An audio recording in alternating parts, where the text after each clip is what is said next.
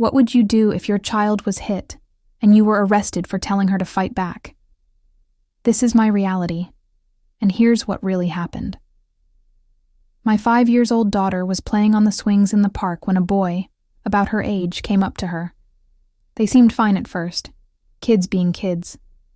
Then suddenly I saw him slap her. She froze.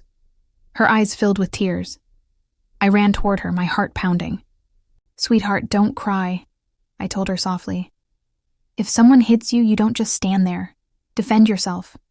She hesitated, but I could see her little hand shaking. So I said again, "It's okay.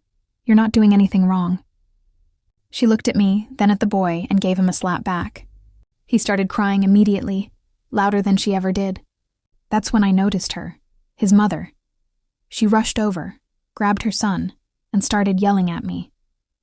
"You told your daughter to hit my boy?" she shouted. I tried to explain what really happened, but she wasn't listening. She pulled out her phone and said, "Let's see what the police have to say about this." I thought she was bluffing, until I heard her on the call. "Yes, I'm in the park. A woman told her daughter to assault my son." A few minutes later, 2 officers arrived.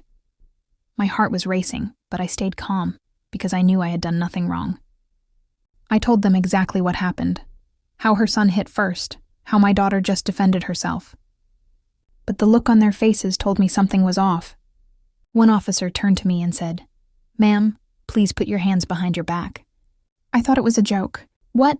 You can't be serious." Before I knew it, they were reading me my rights. My daughter was crying, reaching for me, but one of the officers held her back. "Please don't take her," I begged. "She's just a child." They said it was a case of child assault, and that I had encouraged violence. In that moment, I felt my entire world collapse.